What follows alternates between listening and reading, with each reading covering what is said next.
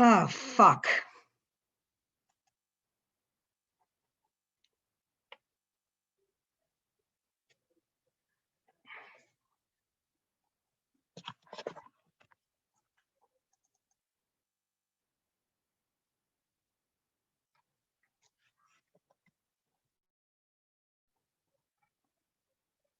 Hi.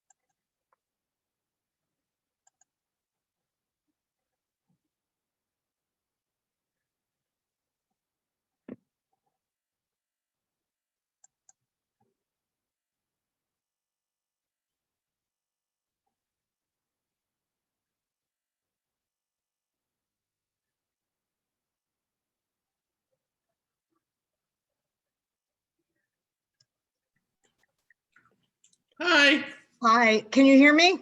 I can hear you. Yep. Okay. You're recording now. I let the person known as Irene in a little early, so you're gonna see some of the setup. That's the gold farbs. That's fine. And you're recording now, just so that you know. What? We're recording. Okay. So you might want to not record until we're ready to start if you know how to do that. I'm not sure, but I'll give it a try. Oh, hold on. There we go.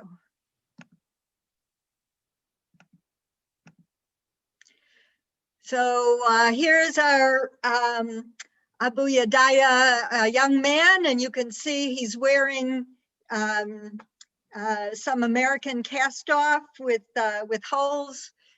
The community, it already gives you a sense of the community. So first, facts about Uganda. It's a diverse group of tribes in a landlocked situation. It was a British protectorate in 1894 and gained independence in 1962. Its population is about 43 million, noted for its corruption, violence. 35% of the population live in poverty. It is currently ruled by a man named Musa Beni, who came to power in 1986 after a brutal 6-year civil war. And every so often he runs unopposed in an election and surprisingly wins by 98% of the vote. So he has been, he's called president, and he has been in power since 1986. So of course, one of the big questions is what's going to happen when he finally dies? Nobody knows.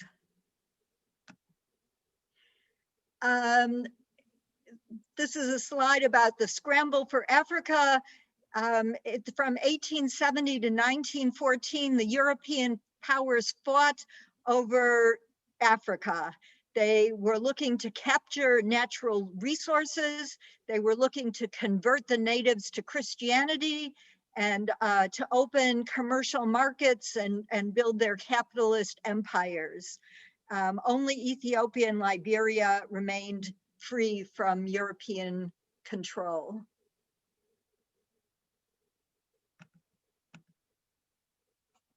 So we'll talk a little bit about what is in Jewish history called the Uganda scheme, which has nothing to do with the Jews of Uganda and the Abu Daya. But it's important to put it into context because that's what a lot of Jews and a lot of us know about Uganda was an attempt to create a Jewish state in Uganda in 1903. It was a result of the Kishinev pogrom, took place in Russia, which was a relatively minor pogrom in terms of the number of Jews killed, but in terms of impact on the Jewish world, it was great because it was a very clear message as to the state of Jews in Eastern Europe. A proposal was made to the Sixth Zionist Conference to create a Jewish state in Uganda. It was firmly rejected by the party of Russians who said it's absurd. A couple of interesting facts about it. Number one, it was not in Uganda. It was in Kenya, next door, which just shows you how little they really knew about the place. Number two, is it was uninhabitable land. It never would have been successful. Today, 120 years later, it is still uninhabited.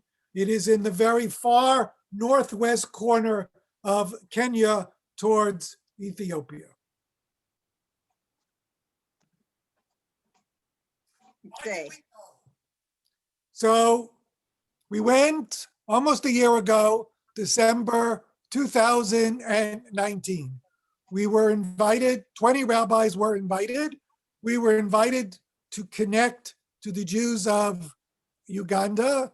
We were invited really to teach a lot of Torah to them because they don't have access to a lot of Torah, to officiate a Benot mitzvah.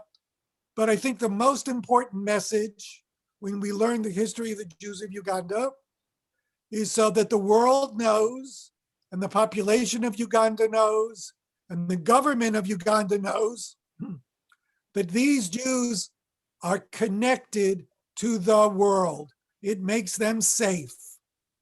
It says they have friends in other places. So we were a delegation of 20 rabbis and spouses from the Rabbinical Assembly, where I was the executive vice president and senior vice president. It included the chief executive officer, a lot of members of the board, and it was really a unique opportunity to connect with them. When we got there, here is a picture of me putting up a mezuzah in the healthcare clinic. And one of the things that we will note is we brought them ritual items. We brought them tefillin. Kathy brought them talitot. We tried to bring wine. That was unsuccessful because they have very limited access to things that we have very easy access to. But one of the secrets is to try to bring them Jewish ritual items because they're eager to use them. And they gobble them up, mezuzot, kippot, tefillin, things like that.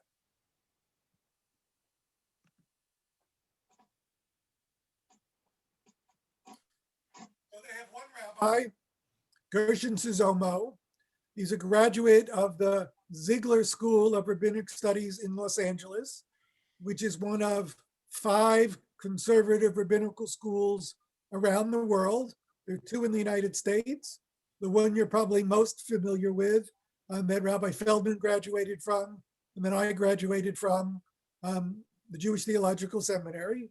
25 years ago, they created another rabbinical school on the West Coast, the Ziegler School. The dean will be speaking to our congregation in December when we do a program about conservative Judaism. His father and grandfather were leaders of the community. When he was about 12 years old, Idi Amin, who had ruthlessly attacked and denigrated the Jews of Uganda, departed Uganda. It was Passover 1979. And sitting at the Seder table when his family learned that Idi Amin left, he felt he had a revelation of sorts. He saw the redemption coming, he said, and he started to study Hebrew. He eventually became the most learned among the Jews of Uganda, self-taught, very bright young man. And then he went to a conference for Jews of color in San Francisco. The director of the conference said, "You should become a rabbi." So on his way home from the conference in San Francisco. He stopped at the rabbinical school for an interview in Los Angeles. They invited him to go to rabbinical school. He said yes. He went back to Uganda, took his family from their humble origins in Uganda to an apartment in Los Angeles where he studied and became a rabbi, and went back and has never left. So he's now the rabbi and the only rabbi in the community. And there are about 1,500 to 2,000 Ugandan Jews. So now I'm going to give you a little bit of history. And this gentleman here is one of the most important and colorful figures, not just for the Jews, but for all of Ugandan history. His name is Seme Kakungulu, and he grew up not in the main tribe. The main tribe are the Bugandans, who speak Luganda in Uganda. And his family were actually refugees there, but he was so talented and so capable that at a very young age, he moved up the ranks of the military until he was able to secure his appointment as a district chief. And he began to take a very active role. This was around the 1880s, and when there was still a native chief, the king of Buganda, he took active part in the king's wars. He became the general-in-chief, and there were a group of Muslim ivory and slave traders that came into the north of the country, and Kukangulu was in charge of the force that was able to push the Arabs out towards the north. Then there were some incursions from Kenya from the east, and he was able to push those out. He just became a very important military leader.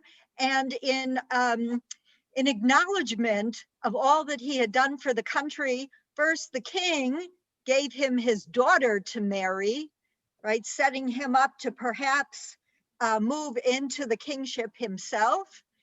And he gave him the territory of what will become Mbale. And so Kakungulu was the founder of what will become the 7th largest city in Uganda, the city of Mbale. It was, as you see, just at the beginning of the time that the British and the Europeans were coming, and Kakungulu could see the writing on the wall. He said he saw, he could see what was coming. So he converted to Protestantism to advance his career. He and his wife both converted. And then there were wars internally in Uganda between Protestants and Catholics. And again, he was very active and very successful. So the British come into Uganda in 1895, and they recruited Kakungulu to help. Now there was a Muslim minority that needed suppressing. And so really the boundaries of the current country are due to Kakungulu's talent as a military man, that he was able to expand the boundaries of the country. And he asked, his dream was, he wanted to be named not merely a district governor, but to be named the king of his own district. So he would have that kind of control over his own land. Whoop. So Sir Harry Johnston was the high command in Uganda at the time, and asked Kakungulu to subdue the Sudanese. And so Kakungulu said, I've been fighting all these wars for you, and what I really want to do is to become king. of my own territory around Mbale, which is the hill country in the eastern part of the country. And Johnston said, sure, of course, just get those Sudanese out. And once again, with a brilliant military maneuver, he was able to push the Sudanese out. And the British, unsurprisingly, reneged on their promise. Johnston did not allow him to become king. And he was so disillusioned that he resigned his military activities and returned to Mbale. And he just retreated into himself and he began to study religion. So Kakangulu there in the hills around Mbale read his Bible very closely. And in 1919, he became more and more convinced of the rightness of what he called the Old Testament as opposed to the New Testament. And he began following the laws that he read about in the Bible and pushing his followers to observe them as well. And one of the Anglican ministers came to him and said, I just have to warn you, if you take this next step of doing circumcision, then you're going to be Jewish. And Kakangulu said, then I guess I'm Jewish. So he self-converted to Judaism, he and his followers, and he circumcised himself, and he circumcised his son, and then he circumcised all the sons on the 8th day that then followed. So unlike many communities, they don't pretend to come back from, Jews who are from the 10 lost tribes or Sephardi Jews who were traveling through Africa. No. The Jews of Uganda descend from this great military leader.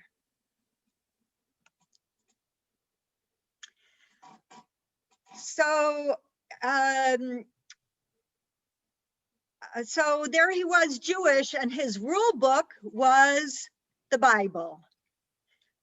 But every once in a while, a Jew would cross the paths of the Jewish people. They called themselves the Abba Yudaya, the Jewish people in Ugandan. And this man, Isaiah Yari, was a Jewish construction worker on the Ugandan Railway. Here we've got a picture from the old trains. And he consulted with the people. He taught the Ugandan Jews not to pray to Jesus, taught them some basic Jewish facts, and emphasized with them about not working on Shabbat. So these were biblical Jews. They translated the Bible into Lugandan. They were very strict about Shabbat. They prepared all their food on Friday. The pilgrim holidays are in the Bible, so they celebrated Sukkot. They didn't eat any leavening on Pesach. They brought the first fruits on Shavuot. They built themselves a synagogue. They wore kippot. Because the missionaries, the Christian missionaries, had pictures of Jews like Maimonides wearing turbans.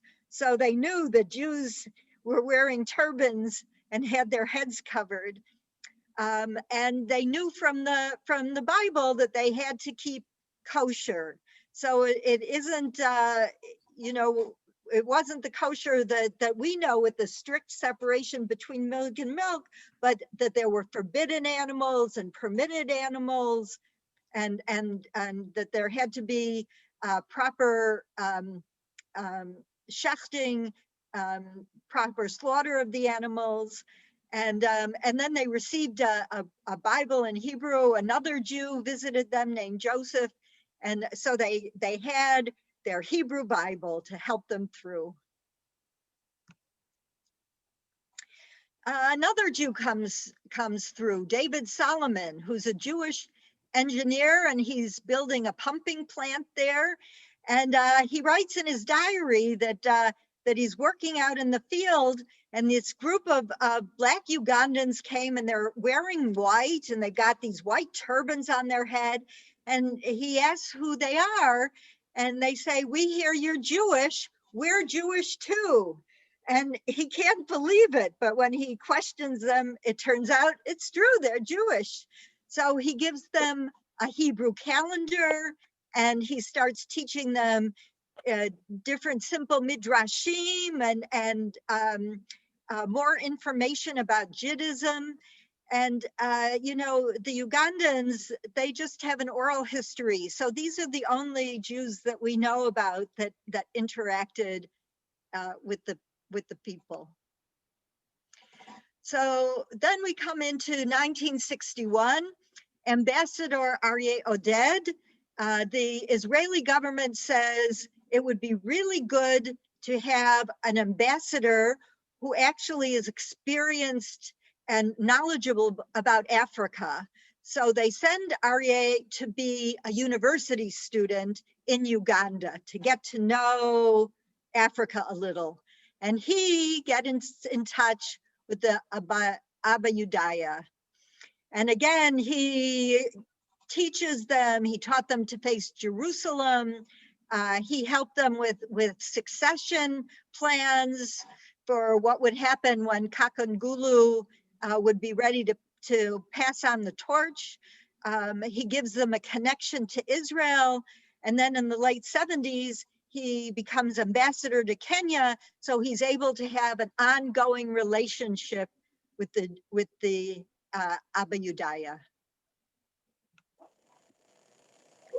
So here we've got a picture of Uganda, right? And I don't know if you can see my cursor, but Mbale is like over in here, and it's hill country. So you're walking up and down the hills, and that's where the community is centered. Kakangulu was the chief, and he created this economic center, and the population today is about 91,000 people.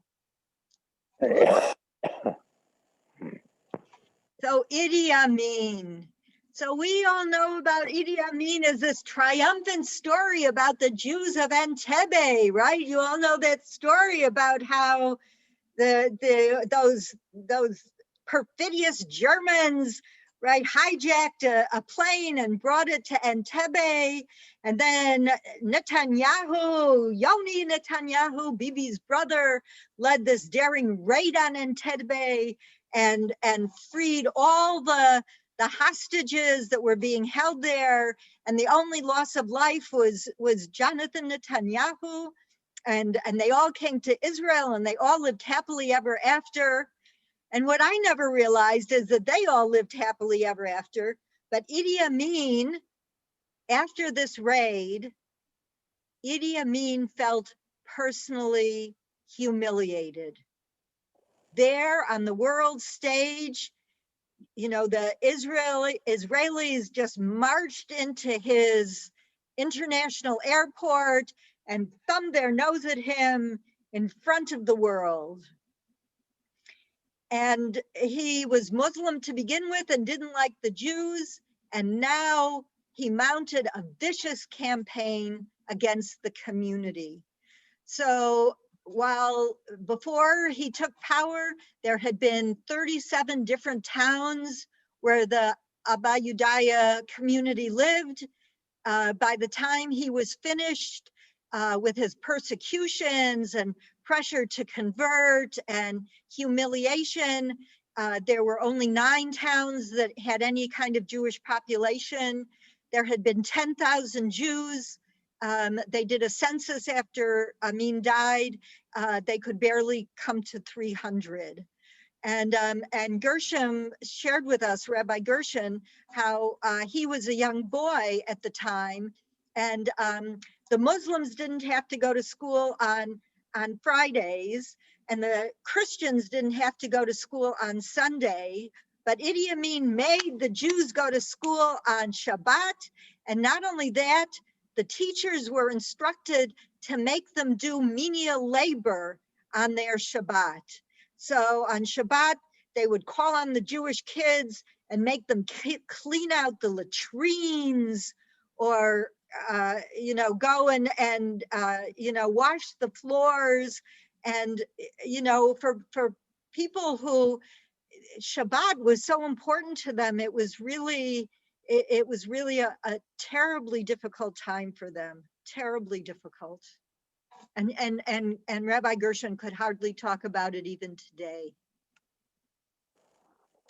So maybe we'll pause just here for a moment, because now we're going to transition to talk about what's going on currently.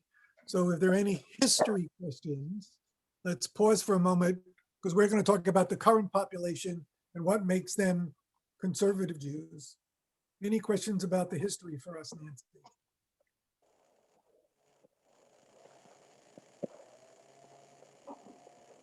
I have a question from Linda Milstein. What happened to the 10,000 Jews who were no longer countable under Idi Amin?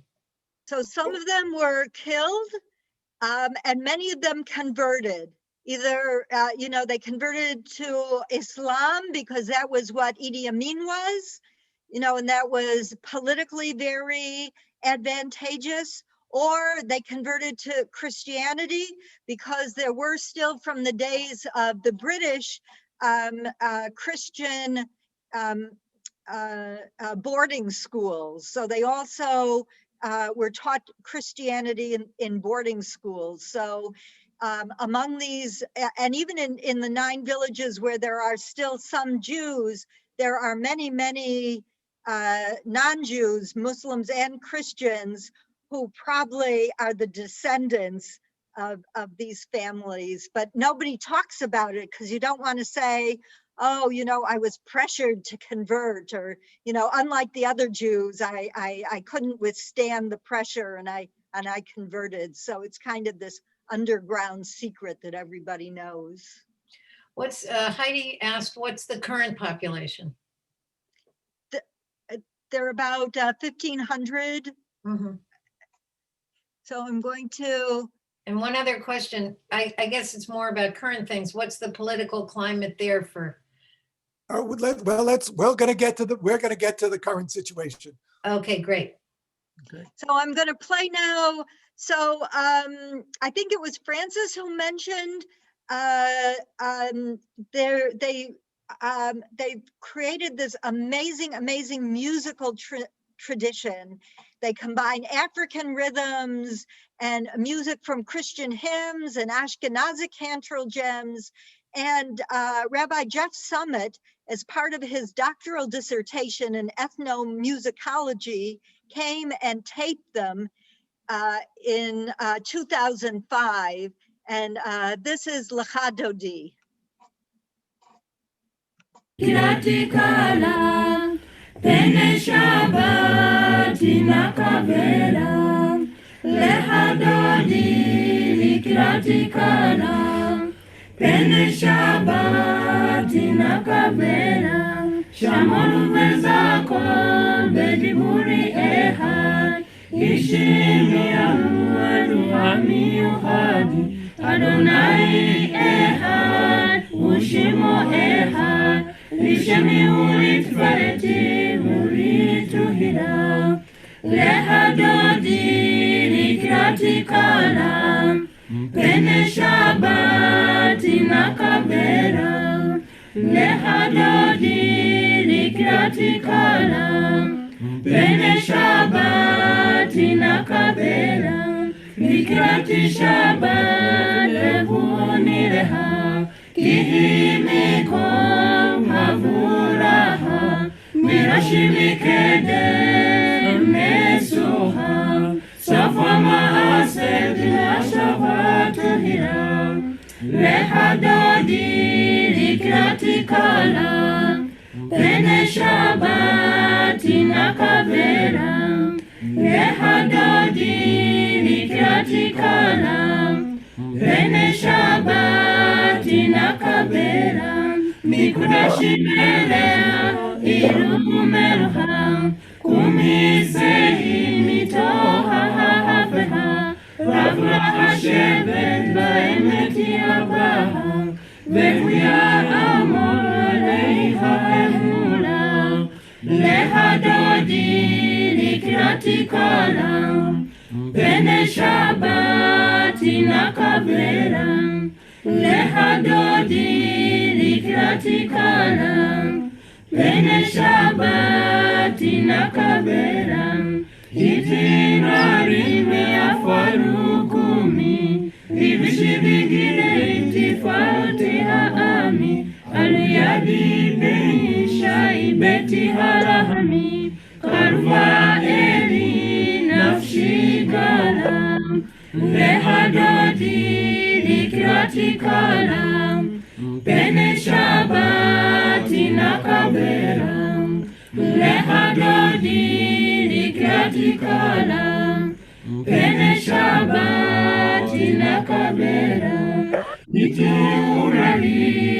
itiurali kipa ureha kumi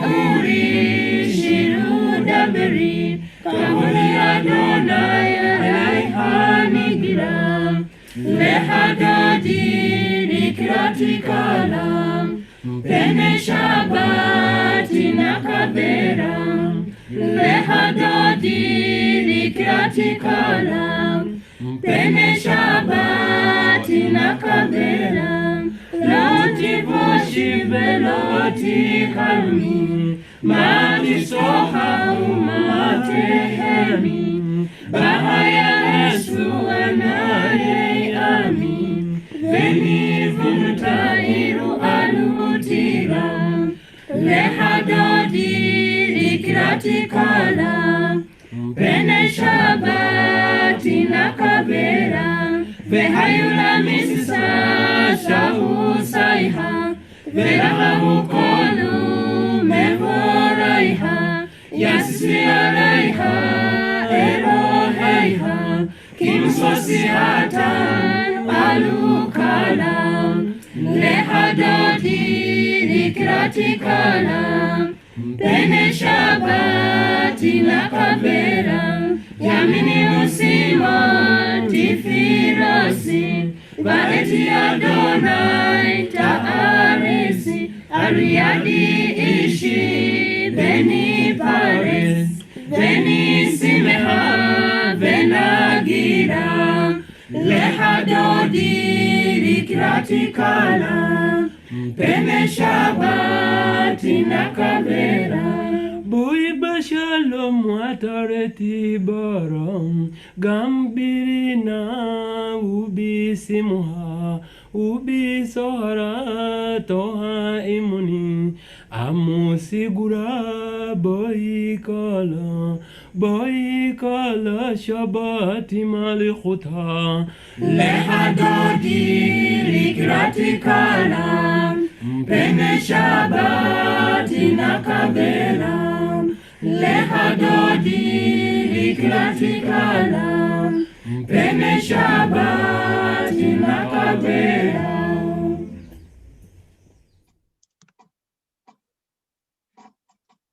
With MailChimp's customer journey smarts, Hello? you can track when a customer buys.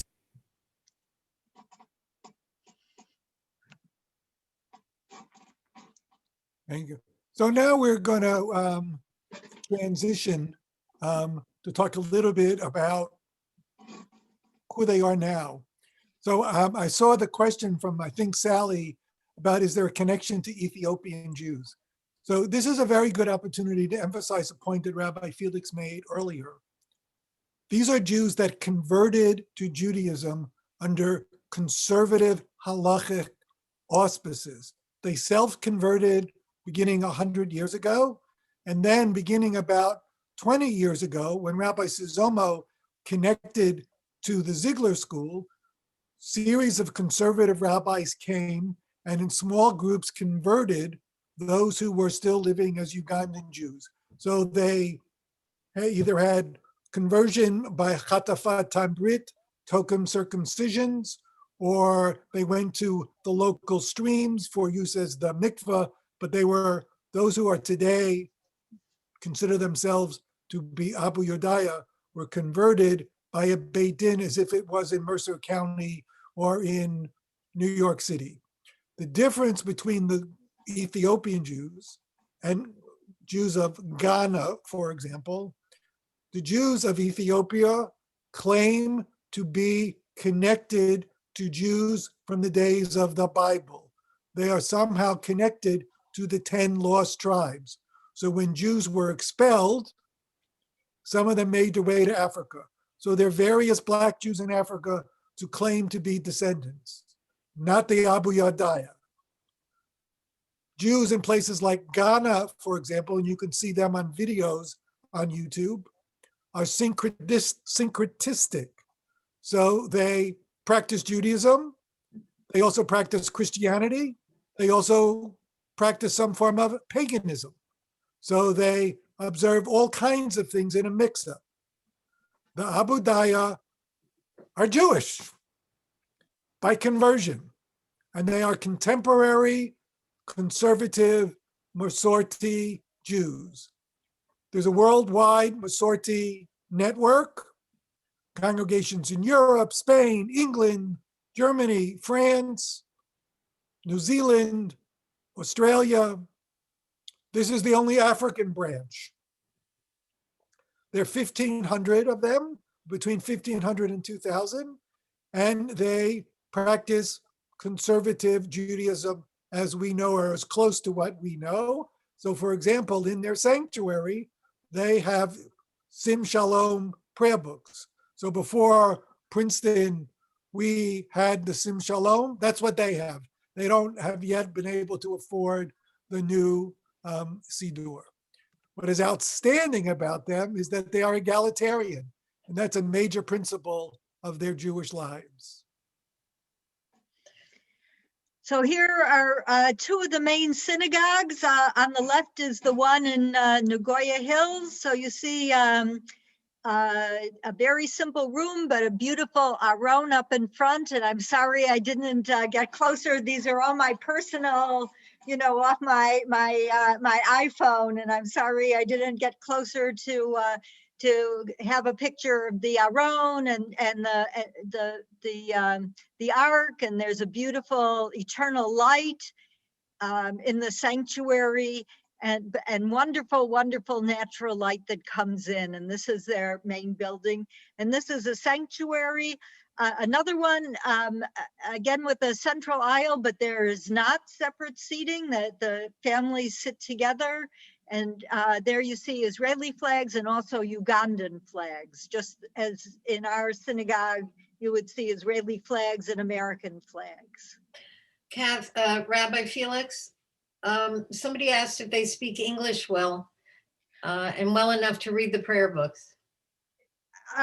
So English and Swahili are the two official languages of Uganda, dating from the time when the British were there.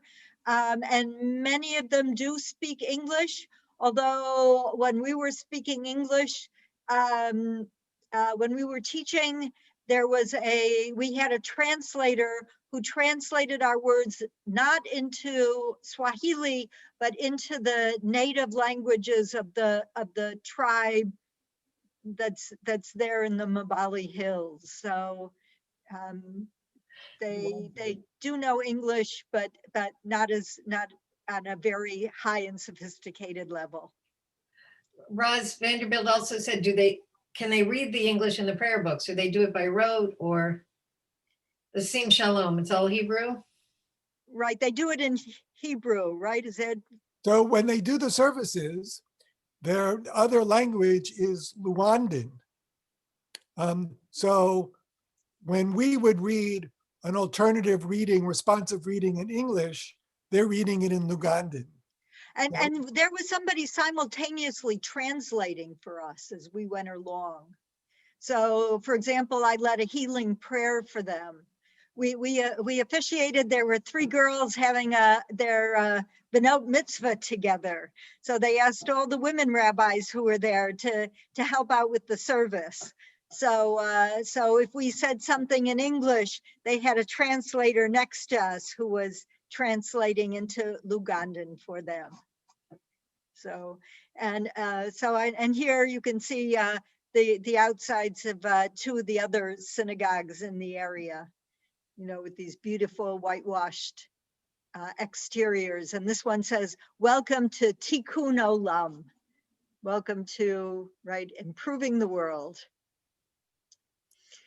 So the Mambali has, as I said, it's hill country. It's got different hills. So the main community is Nabugoya Hill, and that's where Kakugulu himself established as the main headquarters of his community, and he built a beautiful synagogue there that fell into disrepair and now has been rebuilt, beautiful, which you just saw the interior. And as Rabbi Schoenberg mentioned, there are now about 1,500, 2,000 Jews in these 9 different communities. But the communities are spread out on these different hills, so they've got these separate synagogues, and they're miles apart, and they're so poor they only wear shoes on Shabbat. So when they walk to their synagogue, they wear their shoes. So Well, let's talk about one of their core current dilemmas. I said that they were converted by recognized conservative rabbis, and conservative communities all over the world recognize them as Jews. That is not exactly true by what happens in Israel. Israel has a very complicated system for how it recognizes people who convert from the United States. If you, for example, are from Princeton, New Jersey, and Mercer County, and were converted by Rabbi Feldman or myself, and you went to make aliyah, you would be able to make aliyah. Your conversion to Judaism would be recognized. If you're Black and you come from Africa, there is a great deal of resistance and a great deal of discrimination.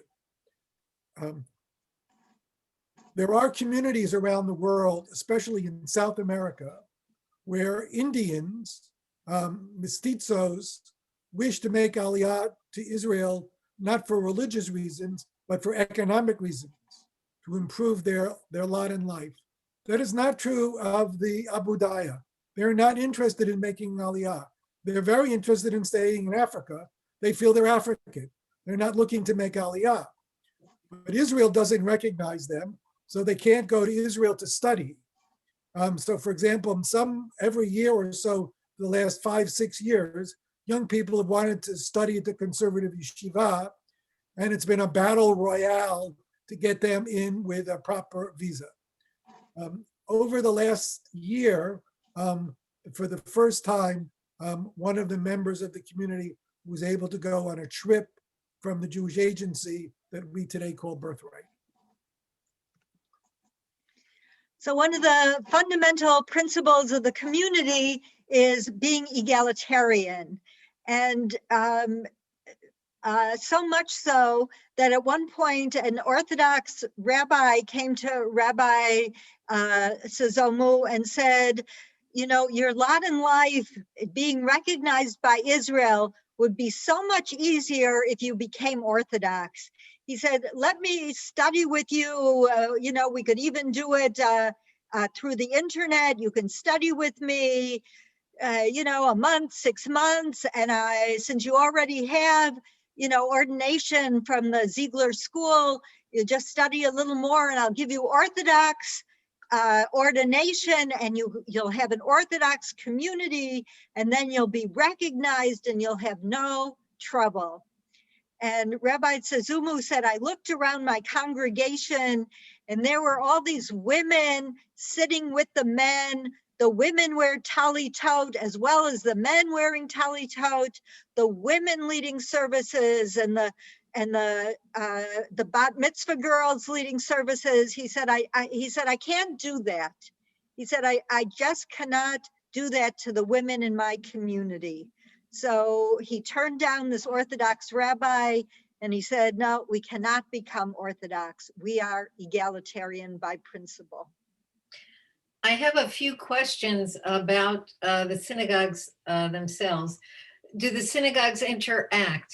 That question's from Nancy Osborne. Well, I mean, the community knows each other. So, it's only a very small, as you said, maybe 2,000. So they know each other, from daily life and economic cooperation. And Elliot then- Freeman They asked, don't have like a joint slichot service. okay, Right, like we do. right. Elliot Freeman asks if the synagogues need to be protected in terms of the larger community, I suppose. Well, we're going to get to one of their big PR movements. So the congregation on top of Nagoya Hill, the main congregation does have there's a wall around the entire complex that's protected and guarded. But we'll see ways that the community is trying to do important outreach to retain the affection and the respect of the non-Jews among whom they live.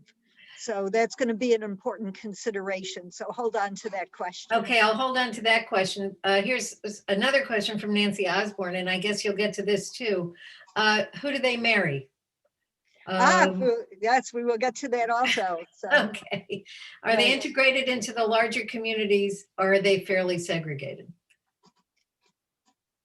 They certainly have their own, they live within their own community, and there's certainly a sense of, a sense of their own community, and they're together on Shabbat and on the holidays, and their Shabbat is different than the Muslim Shabbat and is different from the Christian Shabbat. So, there's very much a sense of, people having a sense of their own identity. Nonetheless, they're all living together in the villages, and they're all going to as we'll see, the village water hole, and they're all, sharing different elements. So Their communities are not ghettos. They're not just Jews. They're Right. integrated communities they happen to live in the part of Uganda that's very Muslim. So it's very Muslim integrated where they are. This is sort of a technical question. When you were talking about the students couldn't get visas because they had to be Jewish, or they couldn't get student visas. Debbie Dunn Solomon asked if aren't there many students in Israel from other countries and other religions? Yeah, it's much easier to get in if you're Christian than if you're a Black Abadayan Jew. Yes, Okay. it's clearly discrimination. It's clearly political. It's clearly complicated. Yes, they want to study in a Jewish school, Jewish subjects, and they want a visa as a Jew. And there are parts of the Israeli government that does not permit that. okay. Thank you. So we want to talk about Shimshon? So the goal here is someday to have Shimshon come visit us in Princeton. Shimshon, who was our guide, went on our trip, is the next generation. Hopefully he will be the next rabbi of the community. He is originally Kenyan and we came to study with Rabbi Gershom Sidzomo. Gershon is a moil, Gershon is a shochet, and the rabbi. He has taught Shimshon to be a shochet. He's not a moil, and he's the kashrut supervisor. So when on our trip, when we went traveling, he would go into the kitchen of a hotel if we were staying there on our trip, and he would kasher the kitchen as the mashgiach. He was accepted last year to rabbinical school at the Ziegler School. And in November, I think the acceptance came in December. In January and February, before COVID hit, I was part of a team of rabbis trying to organize for him a whirlwind kind of tour of the United States to speak in a variety of different congregations to raise funds for his discretionary use. He had a tuition scholarship to the university, but he didn't have money for housing and books and living.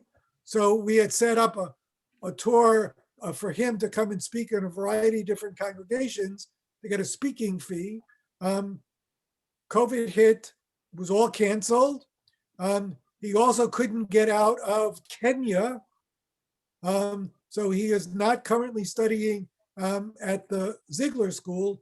And it's all messed up. And hopefully he will be able to begin to go to school there.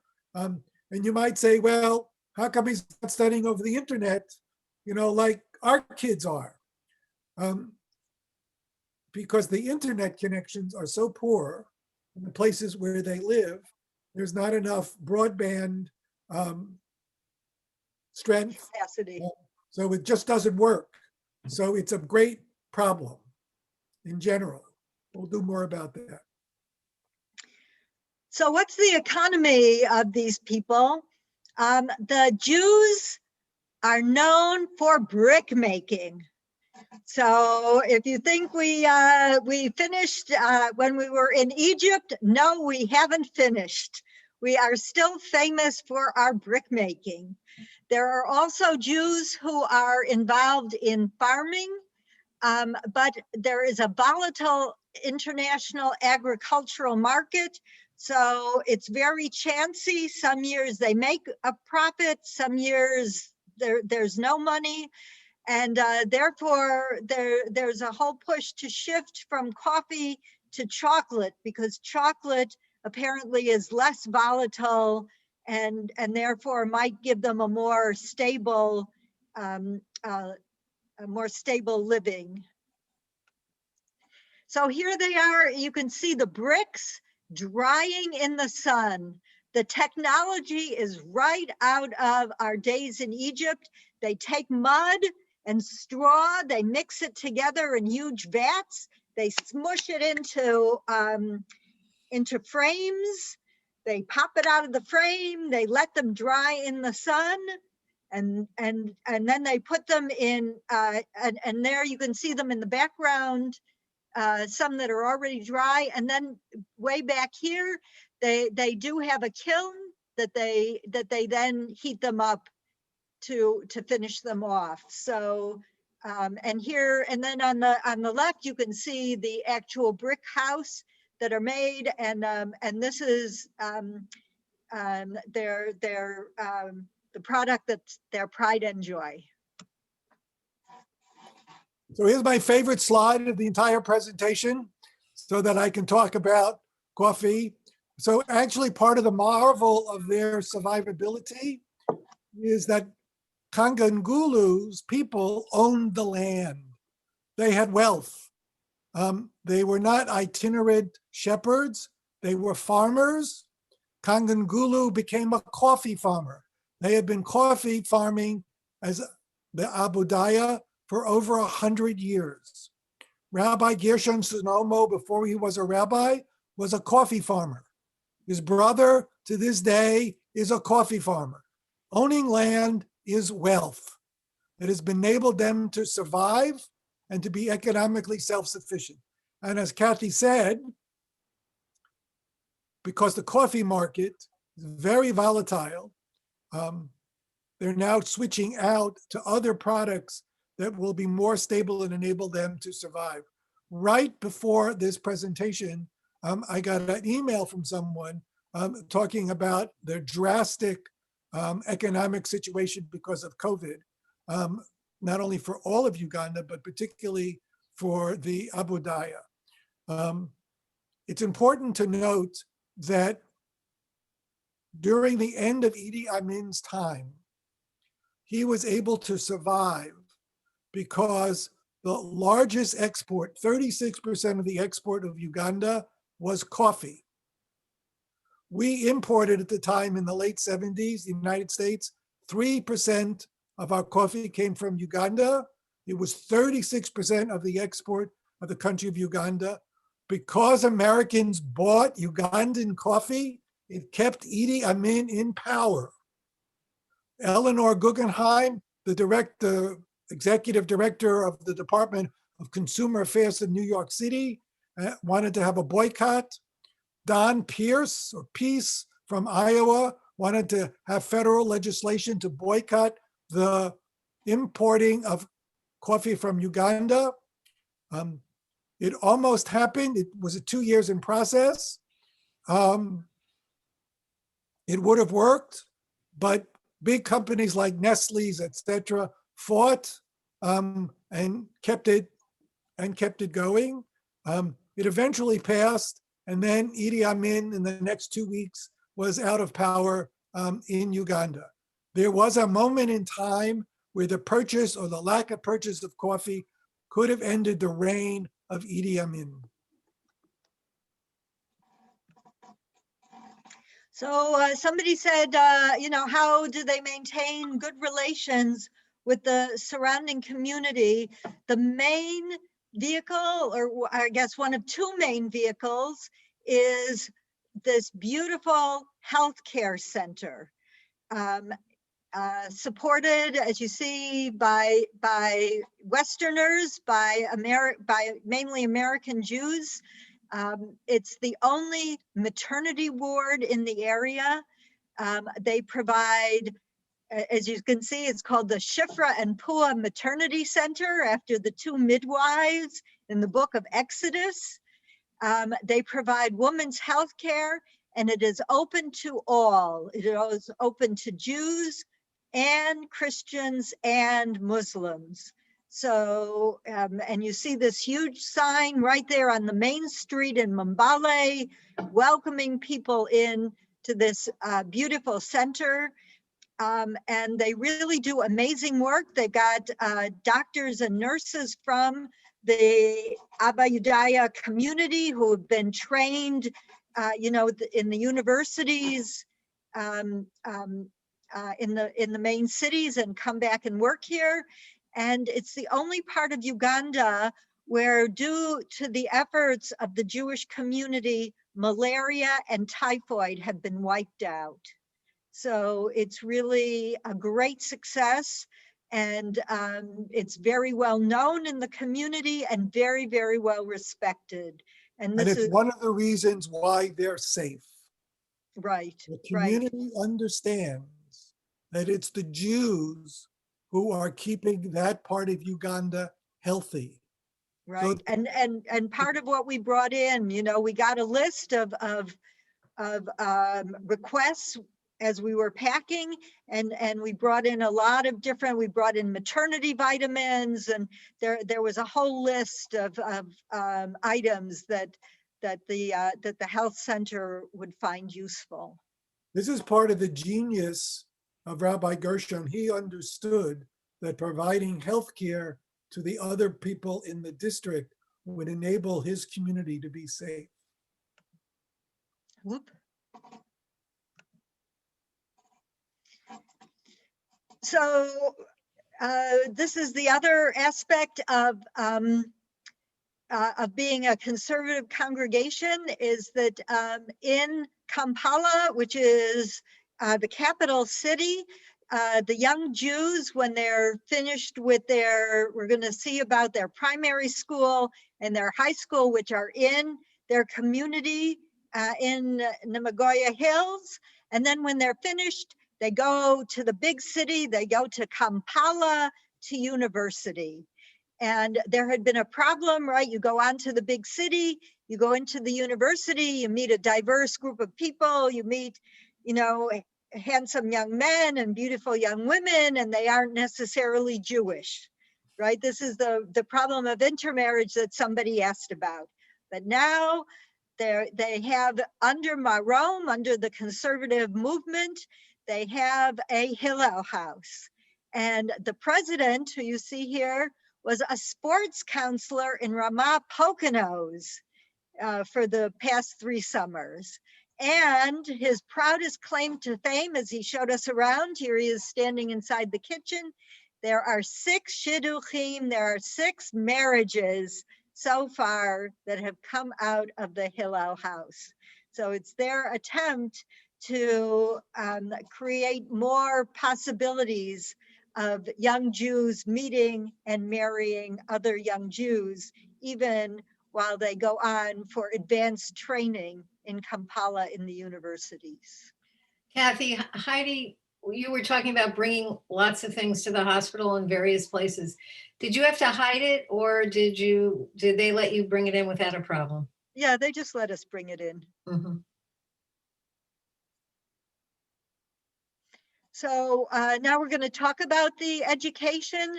Again, this is another service, more indirect, that the Jewish community provides. They have an excellent primary school called the Hadassah School. It was founded by this Jewish organization called Kulanu that works with Jews of color. And again, the key to its success is that it is interfaith. So they do support the other faith communities, and in turn, the other faith communities support them. And it's a boarding school and has a very good reputation in the area. So on the boarding school, they've got different slogans. And I don't know if you can read this because it's not so clear anymore, but this slogan says, "Learn to say no to gifts for sex." So we found out that having children is a deep problem in all of Uganda, that there's this culture of seduction, that there's no running water. And when the young girls go with their pots to draw water, they are put in the way of either being raped or being seduced by the guys on their motorbikes, the putt-putt boys. And we were reading in the paper, it's a real demographic time bomb. Every place you look, you see, at first I thought, people were just having big families, because you see these girls, 13, 14 years old, who have a baby on their hip, and you think, oh, they're watching their sibling. No. They're watching their own children. So it's really, it's terrible for the health of the kids, and it's terrible for the demographics of the community and the pressure that it's going to put on Uganda. They've been trying different ways to raise awareness of this problem and to help mitigate, and they have not. The Ugandan society as a whole has not figured out how to address this yet in a successful way. So here we are outside the high school. Again, it's for the entire community. And again, it's a boarding school. And again, it's an outstanding school. They provide meals for the entire community. And as we were preparing this slideshow, we just heard that the principal had died. So a big loss for the community. Well, let's just go back for a second to the whole question about security and protection and what it's really like. It's really a very nice building on the outside, less so on the inside. But it's a boarding school and there's no cafeteria. So, I mean, the climate is warm and nice most of the time, except when it rains. In the rainy season, it rains twice a day. The kitchen is outside. The kitchen is next to the latrine. They don't have enough money to construct an indoor eating facility or to move the kitchen. They also want, there is a fence, but it's not a secure fence that's maintained. It's got lots of holes in it where people could easily go through it. So it's not secure, and the boarding school is not safe. And again, because of the culture of rape, it's a problem for security, not only for the girls, but for the boys as well. But again, it establishes the reputation of the community, because if you could get into the school, you know you're going to get a good education. I've alluded several times to the fact that water is a big problem in Uganda. The water is unsafe. It's got to be boiled. And there's very basic primitive plumbing. And in these villages, there's no plumbing at all.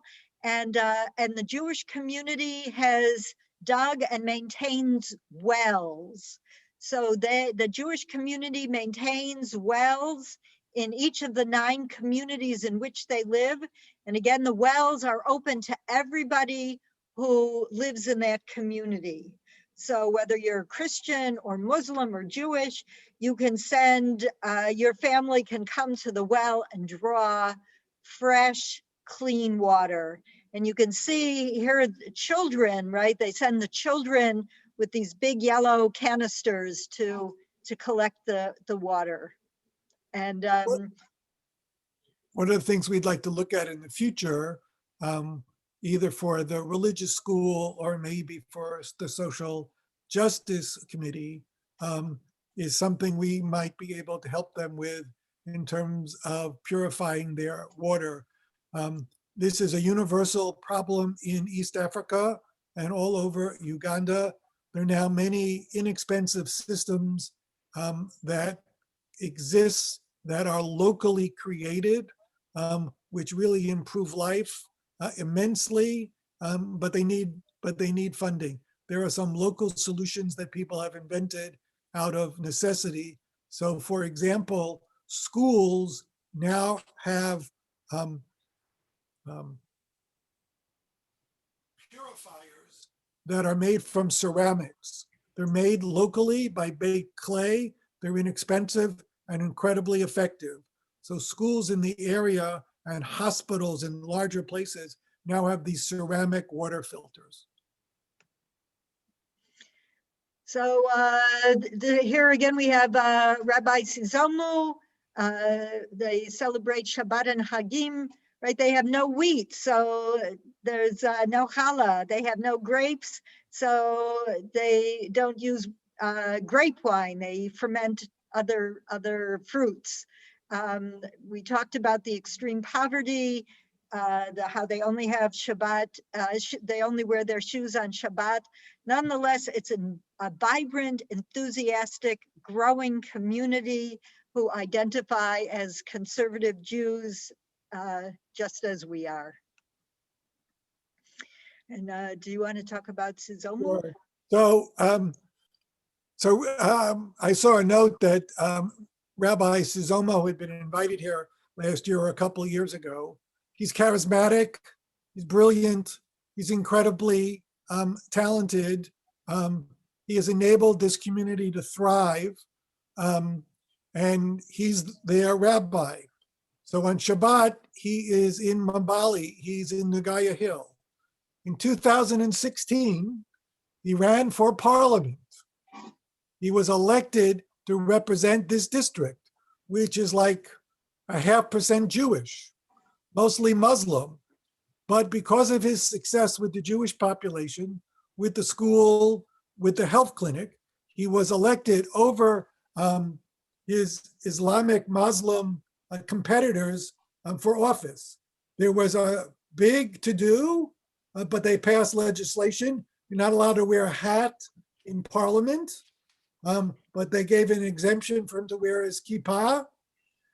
He's there during the week, Monday to Friday or Sunday to Thursday, comes home every Shabbat to be the rabbi for the community.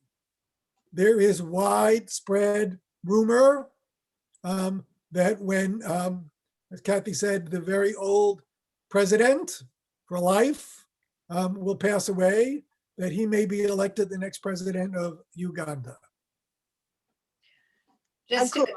That would be great. Just to go back a slide, Louise Sandberg said in Ethiopia that the Jews ferment raisins to make wine, from grapes to raisins to wine. Is that something they think of doing? So the problem, it's not a Jewish problem. It's not an Abu Daya problem. Right. The climate, I'm not an agronomist. I don't know any of the details. They don't grow wheat in all of Uganda. It's all imported, mostly imported from the United States. They do not grow grapes. We thought that we could bring in wine. They told us not to because the tax costs more money than the actual product on things like wine. So they get a bottle of wine. We had Kiddush for the entire community, 200 of us, 20 rabbis and our spouses there. We had 1 cup of wine for all 200 people. Right. And one piece of flatbread that everybody, took a little bit of.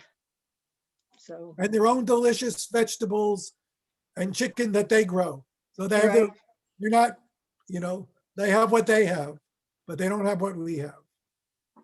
Okay. And finally, what they need. So they need everything.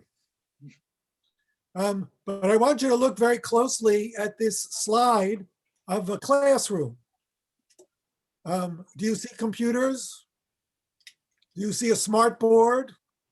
Books. Do you see books? Actually, if you saw the windows, they have no glass panes. They just have holes for where the windows are. We were in the science classroom. One classroom was physics, chemistry, and biology. When they did biology, they took out the biology box. When they did physics, they put the biology box away and they took out the physics box. So it's the best school in all of Eastern Uganda, and they're doing science, not in a laboratory, but in a box. There was a whole conversation about what it costs to, so you need to pay tuition, and in over tuition, you also need to pay for room and board. So sometimes a family can afford tuition, but they can't afford room and board. So we were there, and one of the people asked, why do some of the children not eating? And they're not eating because they didn't pay for their food. So they're serving food, but for some of the population, they're not eating because they haven't paid for it. I already mentioned the fence. They would love to be able to reinforce their fence.